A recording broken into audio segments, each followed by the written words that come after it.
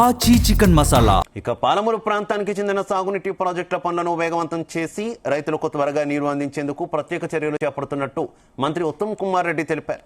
ఉత్తమ్ అధ్యక్షతన నిర్వహించిన సాగునీటి ప్రాజెక్టుల సమీక్ష సమావేశానికి మంత్రులు జూపల్లి కృష్ణారావు, వాకటి శ్రీహరి పాల్గొన్నారు. ఈ సందర్భంగా పాలమూరు రంగారెడ్డి లిఫ్ట్ ఇరిగేషన్ స్కీమ్ను వచ్చే 20 నెలల్లో పూర్తి స్థాయిలో అమల్లోకి తీసుకువస్తామని ఉత్తమ్ కుమార్ రెడ్డి ప్రకటించారు. ఎక్కడెక్కడ బ్యాంకింగ్ వస్తుంది, ఎక్కడెక్కడ మనము స్ట్రక్చర్స్ మాడిఫై చేయాల్సి వస్తుంది, అది చేయాల్సిన అవసరం ఉంది. అంటే డేటా ఈ రోజు దాకా కేంద్ర మొదలెత్తడం వల్ల ఏ రోజు కూడా 4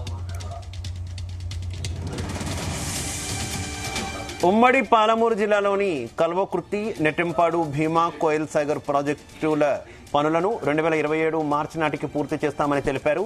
తెలంగాణకు కృష్ణా నదిలో ఉన్న హక్కు మేరకు నీటిని పూర్తిగా వినియోగించుకుంటామని, ఒక్క బొట్టు కూడా వృధా కాకుండా చర్యలు తీసుకుంటామని ఉత్తమ్ స్పష్టం చేశారు. ప్రాజెక్టుల పనులను వేగవంతం చేసేందుకు ప్రభుత్వం ప్రత్యేకంగా నిధులు కేటాయిస్తున్నట్టు తెలిపారు.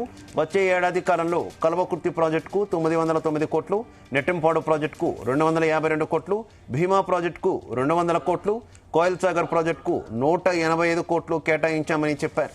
ఈ పనులను మిషన్ మోడ్లో పూర్తి చేసేందుకు భూసేకరణ, పునరావాస చర్యలను వేగవంతం చేస్తున్నామని తెలిపారు.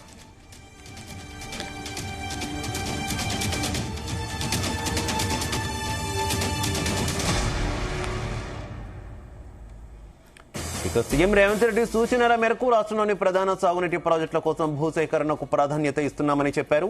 ఈ పనుల కోసం జూన్ 2 నాటికి 5,000 కోట్లు విడుదల చేయాలని ప్రభుత్వం నిర్ణయించిందని మంత్రి ఉత్తమ్ తెలిపారు. 2014 తర్వాత గత బీఆర్ఎస్ ప్రభుత్వ కాలంలో అనేక సాగునీటి ప్రాజెక్టులు నిర్లక్ష్యానికి గురయ్యాయని విమర్శించారు.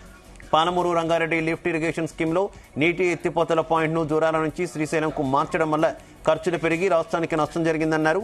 ఇదే విధంగా కాళేశ్వరం లిఫ్ట్ ఇరిగేషన్ ప్రాజెక్టులో తుమ్మిడిహట్టి స్థానంలో మేడిగడ్డను ఎంచుకోవడం కూడా తెలంగాణ రైతులకు అన్యాయం చేసిన నిర్ణయమని మంత్రి ఉత్తమ్ తెలిపారు.